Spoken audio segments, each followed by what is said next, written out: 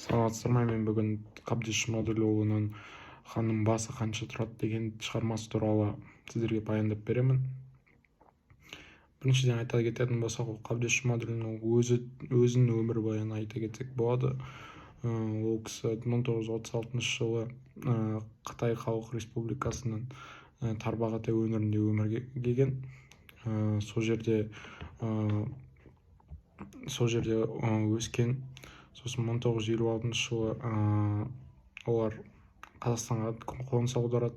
Сол жерде Алматыдағы Қазақ ұлттық университетіне түсіп, сол кезеңнен бастап Қазақстан әдеби ортасымен араласа бастап, 1960 жылдары өз шығармаларымен таныла білген адам.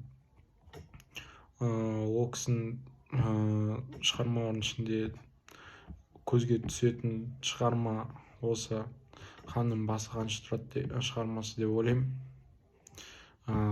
Біріншіден шығарманың қандай кезең туралы жазылғаны өте қызық. Ол 18-19 ғасырдағы қазақ хандарының хандық жүйесінің әлсіреп жатқан кезеңінде жазылған. Бұл шығармада қазақ даласы ішкі және сыртқы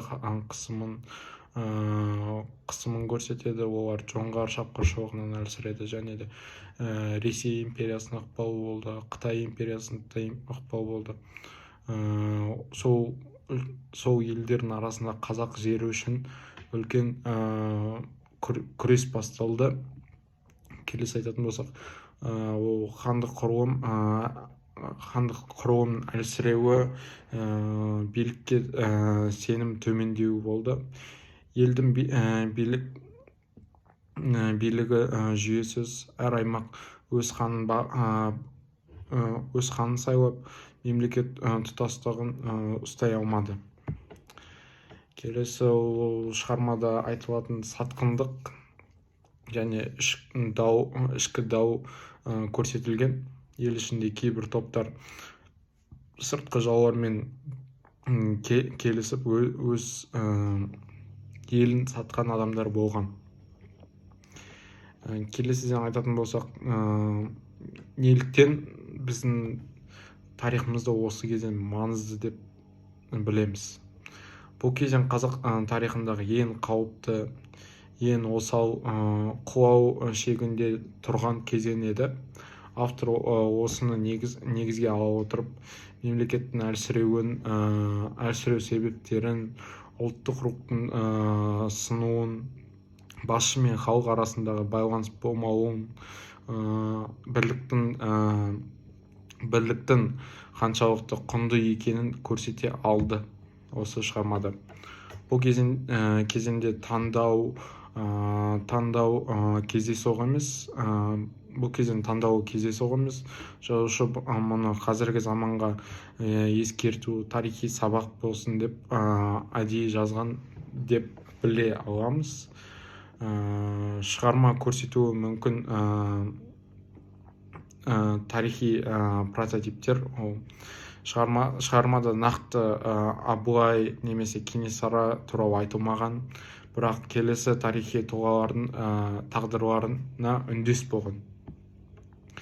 Абылай ханның соңғы жылдары мысалы қазақ даласы үшін үш державаның ортасында қалды. Саясат өте күрделі. Ол кездерде ханды қолдамаған рулар да болған. Солардың ішінде келесі ол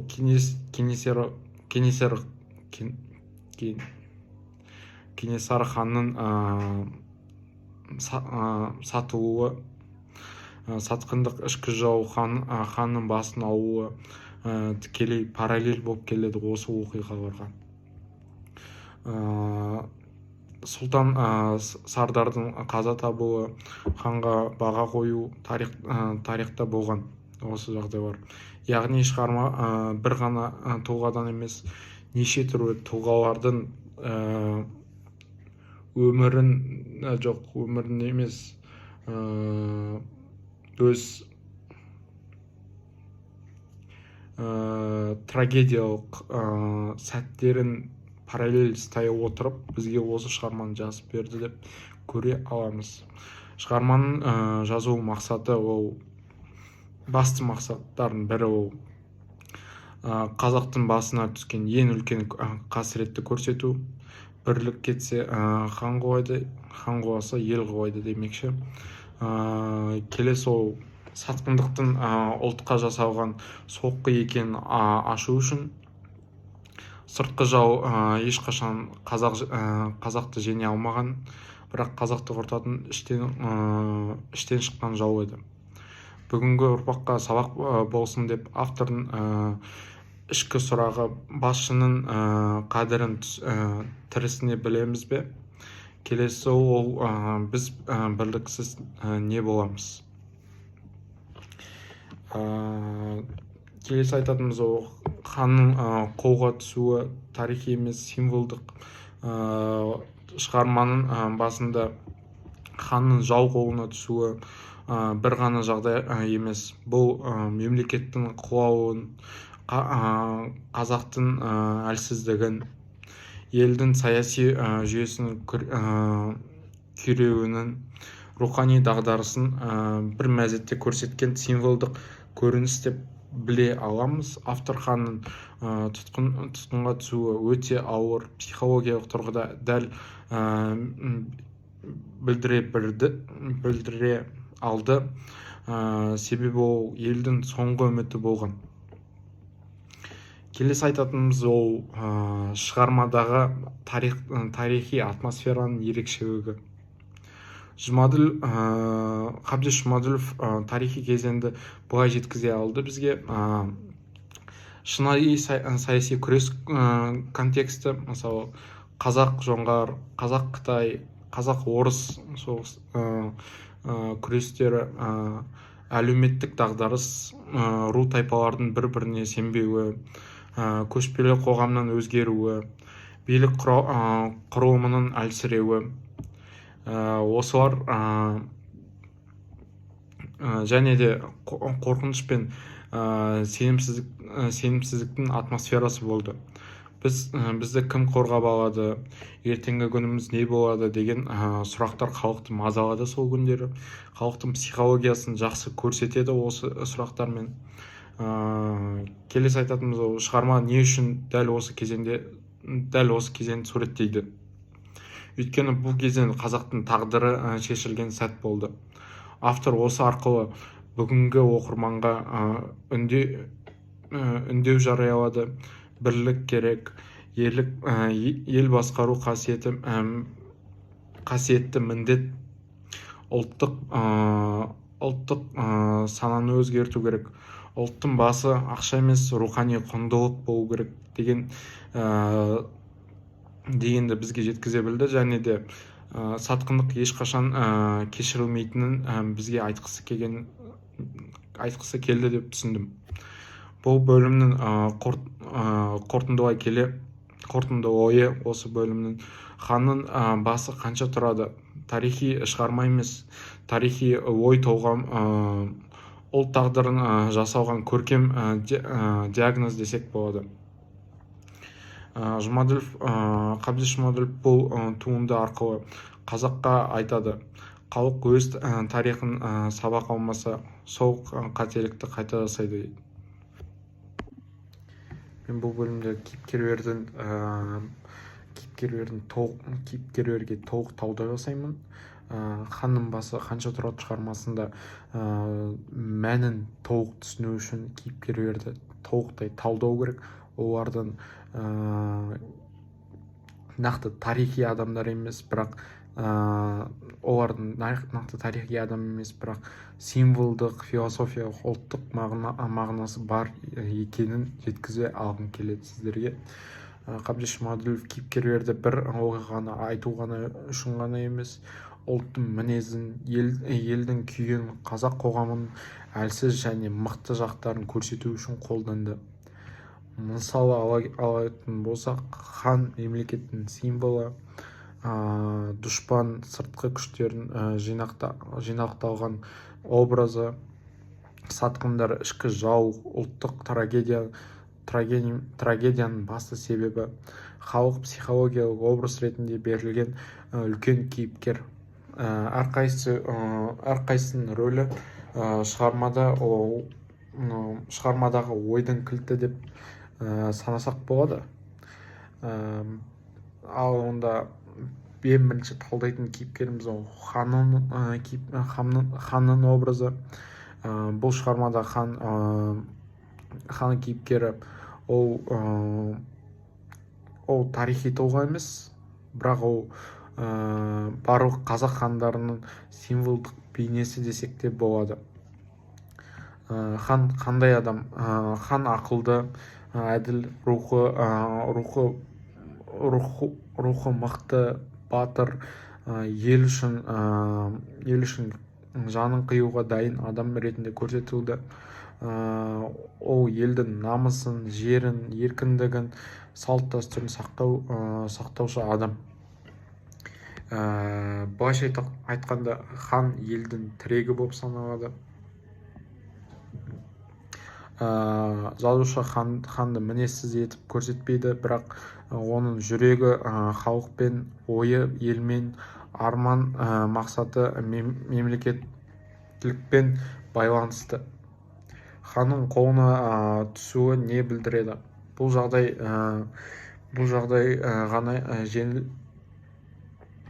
жай ғана жеңіліс емес, бұл мемлекеттің жеңілісі болып саналады. Елдің рухани құлдырауын алып келді. Бұл қазақтың соңғы қуалауын бізге көрсете алды. Және келесі айтатын болсақ, ол дұшпанның образы. Қабдеш Жұмаділ шығармасында жаудың атын нақты атамайды. Бұл да автордың көркемдік ойы деп санаймын. Дұшпан кім? Ол Қытай, Ресей, жоңғар болуы мүмкін, біз оны нақты білмейміз. Бірақ ол сол, егер тарихи факторға санасақ, осы үшеуінің біреуі болу керек. Автор үшін маңызды оның ет сүйек ретінде кім екені емес, оның ұлттық рухты түсінбейтін, мемлекетті бағаға сататын, ханның құнын ақшамен өлшейтінділігін бізге жеткізгісі келді. Дұшпан материалдық құндылықты бәрінен жоғары қоятын күш. Олар үшін хан тұлға емес, тауар. Олар үшін жер үшін таласатын кеңістік ғана. Олар рухани құндылықтың мәнін түсінбейді. Неліктен жау образы жинақталған? Өйткені қазақ тарихында жау көп болған, бірақ олардың да қауіпті нәрсе болған. Қазақтың ішіндегі өз жауымыз, яғни сатқындар. Сатқындар образы да осы шығармада айнық көрсетілген. Ол ішкі жау, ұлт трагедиясының бастаушысы болып саналады. Бұл шығармада ең ауыр, ең шынайы, ең философиялық образ ол сатқындар. Автор неге сатқындарды антагонист ретінде көрсетті бізге?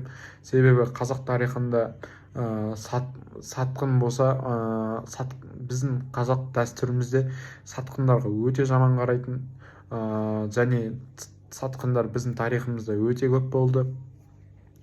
Сыртқы жаудан қарағанда ішкі жаудан қорық деген біздің мақалымыз бар. Соған келетін дейғып біз автор осы шығармада сатқындарды бізге жеткізе алды.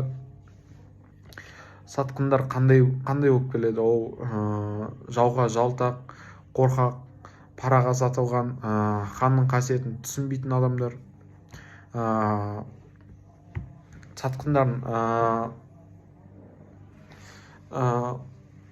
сатқындардың түрлері. Жазушы үш деңгейге оны бөлді. Ханды ұстап бергендер, ханның басына баға қойғандар, ханды қорғамандар, үнсіз қалғандар. Оны ханды қорғамай үнсіз қалғандар болып үшке бөлді. Келесі сол айтатын образымыз сол халықтың образы. Бұл былайша айтқанда бір адам емес, үлкен психологиялық кейіпкер болып санаса болады. Олар кейбір кезде намысты, кейбір кезде қорқақ, кейбір кезде өзін еркіндігі үшін күресуге дайын адамдар ретінде көрсетілді. Халық қандай? Олар тұрақсыз, өзгермелі, эмоцияға берілетін кейіпкер ретінде бізге жеткізілді. Бірінші халық ол батыр халық, ерлікке толы, ханды қолдауға дайын, жауға қарсы тұратын. Екіншісі ол әлсіз халық, қорқады, ертең не болады деп сұрақ алады. Бірліксіз, тез бөлінеді, сатқындыққа жол беретін халық. Халықтың ең үлкен трагедиясы кеш түсінуі. Ол халық хансыз елдің болашағы жоқ екенін кеш түсінді. Олар соны түсінген кезде бірақ тым кеш болды. Міне бұл қазақ тарихы трагедиясының символы деп білеміз. Осы шығармада қосымша кейіпкерлер болды. Олар билер, нояндар, елшілер. Шығармада қосымша кейіпкерлерге тағы жататын ол сұлтандар, батырлар. Олар антагонист немесе протагонист емес, бірақ олар арқылы автор қоғам құрылымын көрсете алды.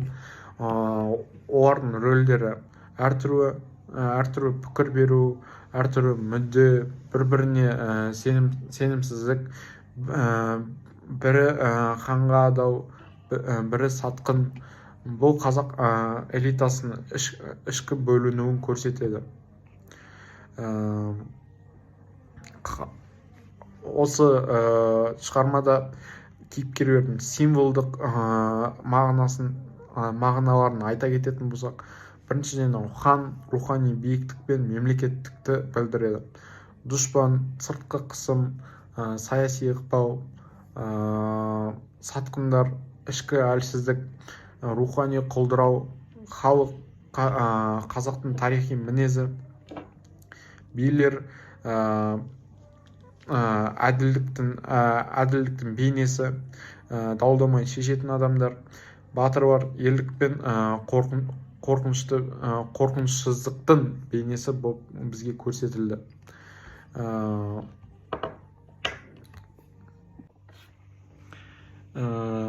Мен бұл бөлімде ханның басы қанша тұрады шығармасындағы ең терең өзгеген, яғни негізгі идеяларын айтамын, және жазушы көтерген мәселелерді шығарманың астарлы мәнін жан-жақты талдап айтып беруге тырысамын сіздерге. Бұл бүкіл туындының жүрегі. Жазушы осы шығарма арқылы тек оқиғаны емес, қазақ халқының рухани болмысын, ұлттық тағдырын, тарихи сабақтарын айтады. Біріншіден, негізгі идеясы ханның басы ұлттың басы дегенді бізге жеткізгісі келді деп түсіндім. Шығарманың өзекті идеясы хан жеке адам емес, халықтың адамы, халықтың рухы дегенді бізге жеткізгісі келді. Яғни хан мемлекеттің басы, елдің қорғаны, ұлттық тұтастықтың кепілі, рухани тірек және ұлттың символы десек те болады. Ханның өлімі мемлекет өлімінің символы. Оның жау өлтірген жоқ, өз ішіндегі адамдар сатқындық жасап, сол өлімге алып келді десек болады. Жұмаділов бұл идеяны өте ауыр, бірақ нақты жеткізе алды. Екінші айтатын болсақ, екінші идея бірлік жоғалса, ел жоғалады дегенді бізге жеткізгісі келді деп түсінемін. Жазушы көрсетуге тырысқан маңызды ой ол бірліксіз халықтың ешқандай хан сақтай алмайды. Шығармада осы идея туралы болған жағдайлар. Әр ру өз қамын ойлады, ханға толық қолдау көрсете алмады, билер кеңесі бөлініп кетті, халық арасындағы сенім болмады, сыртқы күштер осы әлсіздікті пайдаланды. Бірлігі кеткен елдің тағдырына қатысты автордың ескертуі өте терең. Бірлік болмаған жерде хан да, халық та, мемлекет те құлайды дейді. Бұл шығарманың басты философиялық тұжырымдарының бірі болып саналады. Үшінші идеясы ретінде сатқындық ұлтқа жасалған ең ауыр қылмыс дегенді бізге жеткізгісі келді деп түсінемін. Шығарманың ең өткір, ең ауыр мәселелерінің бірі ішкі сатқындық. Жау қанша күшті болса да, қазақтың сырттан ешқашан толық бізді жеңе алмаған. Қазақты күйреткен ол іштен шыққан жау болды. Шығармада сатқындық ханның қолға түсуіне себеп болды. Ханның бағасын келісуге себеп, мемлекеттің күйреуіне себеп болды. Қабдеш Жұмаділов сатқындықтың 3 деңгейін көрсетеді. Ол бірінші деңгей жауға қосылған сатқындық, екінші деңгей өз пайдасы үшін елін сатқан сатқындық, үшінші деңгей ол елді қорғай алмайтын қорқақ әлсіз адамдар. Олар да сатқын ретінде көрсетілген. Халық сатқындықтың зардабын өте көп кешті. Бірақ осы үшеуінің ішінде менің ойымша ең ауыры боп екеуі саналады. Ол өз пайдасы үшін жасалған сатқындық және жауға қосылған сатқындық та өте ауыр деп санаймын. Төртінші идея ол рухани азғындау мен құндылықтардың жоғалуы болды. Ханның басына баға қою шығарманың ең шоқтығы биік, ең символдық көрінісі. Бұл жердегі негізгі ой ол рухы ақшамен өлшенетін деңгейге түскені, елдің ең соңғы құлауы басталды деген сөз. Бұл рухани құлдыраудың шегі болып саналады. Автор осы арқылы ауыр, ащы айна ұстады. Қасиеттің қадірі қалмаған қоғам, жоғалуға дайын қоғам деген бізге жеткізді. Бесінші айта кететін идея ол біздің елдік пен еркіндік жолындағы күрес. Шығармада хан ешқашан жауға бас имейді. Ол соңына дейін халық үшін күреседі. Бұл ерлік идеясы жазушы осы арқылы бізге жеткізе алды. Хандық институттың қасиетін, батырлық рухтың маңызын, елді қорғау адам өмірінің ең жоғарғы мақсаты екенін бізге көрсетті. Хан жеңілмейді, оны халық қорғай алмайды.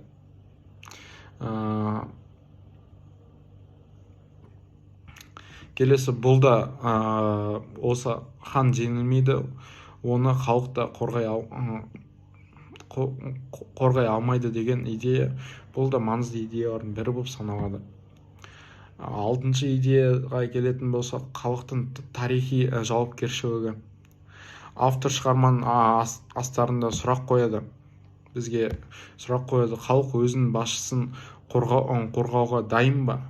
біз ел үшін не істей аламыз деген сұрақты бізге қояды. Халық шығарманың соңында ғана түсінеді ханды жоғалтқанын, елдің болашағын жоғалтқанын. Жазушы халыққа жауапкершілік жүктейді. Басшыға сенім, елдік мүдде, бірлік, рухани тұтастық деген жауапкершілікті халықтың мойнына іледі. Келесі айта кететін 7-ші идеямыз ол тарихтан сабақ алу. Шығарма өткеннің шығарма өткен жай баяны емес, бұл сабақ. Біздің халқымызға Қабдеш Жұмаділов қазаққа айтады: егер сендер тарихтағы қателікті қайталасаңдар, тағы да құлайсыңдар деген. Келесі сұрақ ол сатқындыққа жол берілсе, ұлт әлсірейді. Үшіншісі ол бірлік жоғалса, мемлекетте жоғалады. Тарихты еске түсіру қазіргі қоғамды сақтаудың кілті деп бізге жеткізе алды. 8-ші идея қайтадан айта өтетін болсақ, мен айтқан заттарда осы шығармадағы мәселелер олар: мемлекеттің әлсіреуі, елдің бірлігінің болмауы, ішкі сатқындық, сыртқы саясаттың ықпалы қазақ еліне, рухани құндылықтардың жоғалуы, қазақ билігінің тарихи дағдарысы, билік пен халық арасында байланыстың үзілуі, батырлардың қадірсіз болуы, тарихи әділеттіліктің жоғалуы туралы осы шығармада мәселе көтеріледі. Осының бәрін қорытындылай келе, ханның басы қанша тұрады шығармасында мемлекеттік, ел, бірлік туралы шығарма екенін түсінеміз. Қабдеш Жұмаділов айтады: елді халықтың өзін қорғау керек. Бірлігі жоқ ел ешқашан ханын сақтап қала алмайды деген сөз деген екен Қабдеш Жұмаділов.